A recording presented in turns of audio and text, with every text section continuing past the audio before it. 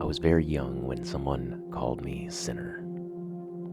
I got curious because in our language there is no such word. So I decided to ask my grandfather about it. He said there is no such thing. Our consciousness does not recognize this kind of word because it was made to manipulate and put guilt in our hearts. There are no sins. What we have are choices, and sometimes we make mistakes. Fear is what people use to take away your freedom. Do not allow anyone to do this to you again, grandson.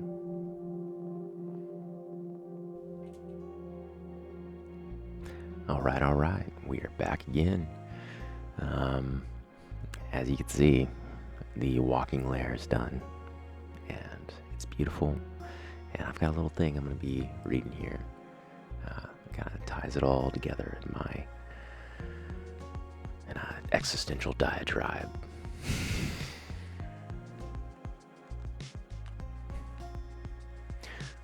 Life is and has been, especially lately, a gradual shedding of disillusionment. It's a sometimes terrifying and freeing experience. That is, of course, my point of view, coming from the experience that I come from, which is, very subjective. I've mentioned it a time or two before, but I've spent a lot of my life feeling like I was inherently bad, and this was implanted through religion, and I think a generally moralistic societal structure that ties productivity and gain to your goodness and well-being in the world. I've been thinking about this a ton as I pursue living and making money in a different way, namely through creativity and community rather than the typical grind. I suppose it's all a grind, but this is a bit more fun. I was listening to a Rick Rubin interview the other day, and he was just talking about creativity, and he was talking about this idea that when it comes to making art, that you can't make it for the sake of others, or purely for the sake of others, true art. You need to make what you want to make, and in making it, you need to trust your intuition for what you're making, and if you're not happy with it, you just need to keep going with it. Now, he's not necessarily talking about this in the context of making money with your art, but more in a general sense. As a creative person with a background of being told that they're inherently wicked and deserve an eternity in hell unless they believe in the blood sacrifice of the God-man, to put forth my creativity is an incredibly unsure and hard process for me. With that, though, I've been gaining a comfortability in my own skin, and I'm starting to trust my sense of direction. I don't know what I'm doing, where I'm going, or how to go about it, but I think everything is going to be okay. My sense of feeling right about things has come in the form of opposition to things, and trusting that opposition. I've decided to trust it because more often than not, when I'm feeling a certain way, that feeling, whether antagonism or positivity, that thought ends up coming to fruition in some other medium, and, it validates that feeling for me. So, this trust of oneself may be obvious to some, but once again, the influences in my life led me to believe otherwise. I choose to share this in the context of this Walking Lair video because I think thematically, in some ways, my story aligns with the beats of the rejected Necromancer in Deth Wizards. Now, I'm not trying to present myself as some sort of victim who's had, a horrible upbringing, but I'm also not going to deny some of the shitty realities that have caused a lot of self-doubt, misdirection, and confusion in my life. Now, with the Necromancer in Deth Wizards, it is a person who has been rejected by their people. They've been rejected for their explorations into things that their friends, family, and community don't understand.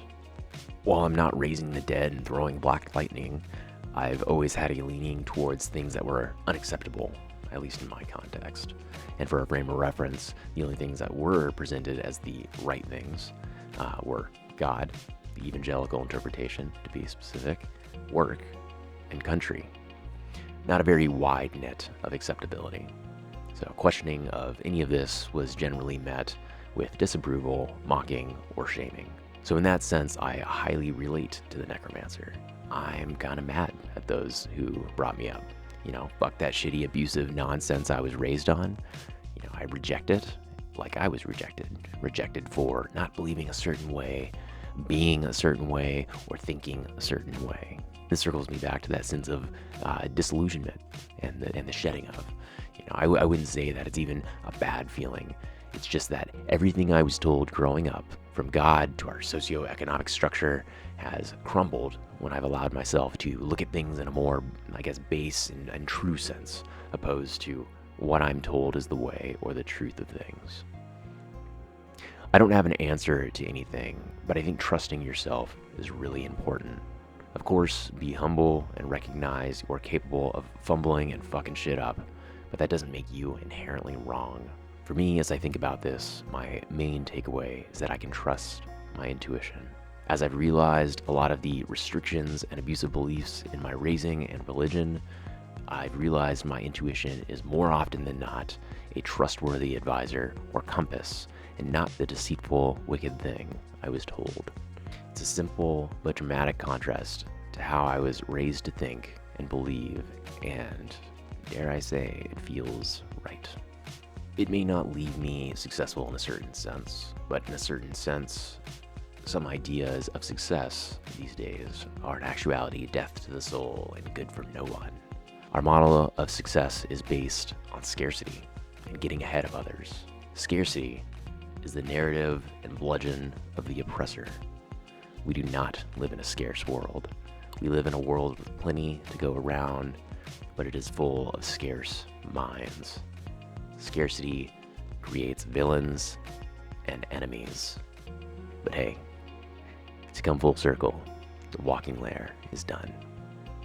This is going to be a delightful addition to the immersion of my games of Deth Wizards. And if you've made it through this diatribe of mine, you've seen and heard yet another great example of how tabletop games and role-playing can help you have empathy or sympathy or feel seen, or even just expand your narrative lens when looking at the world. And that is good art. I hope you enjoyed this video. If you did, be sure to give it a like. If you got something to say it down in the comments. I'd love to hear about your experience of feeling a certain, connection or aha moment that came through, your tabletop gaming experience. But yeah, lastly, if you dug this video, be sure to subscribe, follow along for more.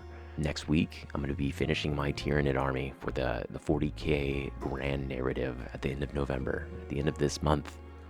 Finally here. But yeah, I'm going to be finishing my Tyranids, doing a little army showcase. It's going to be good. It has been a journey that is coming to an end, and I am excited about being done, and also about the event itself. It's going to be a lot of fun.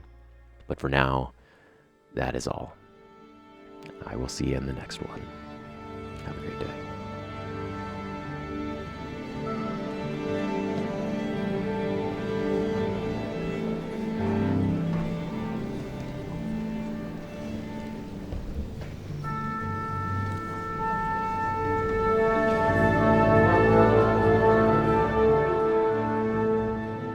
Today is November 4, 2024.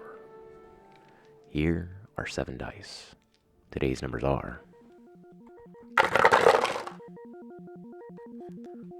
on the D20, 20. On the D12, 1.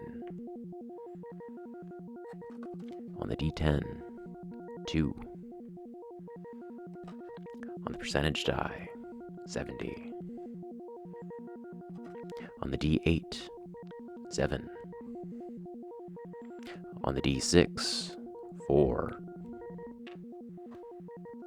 And on the D4, 1. Those are today's numbers.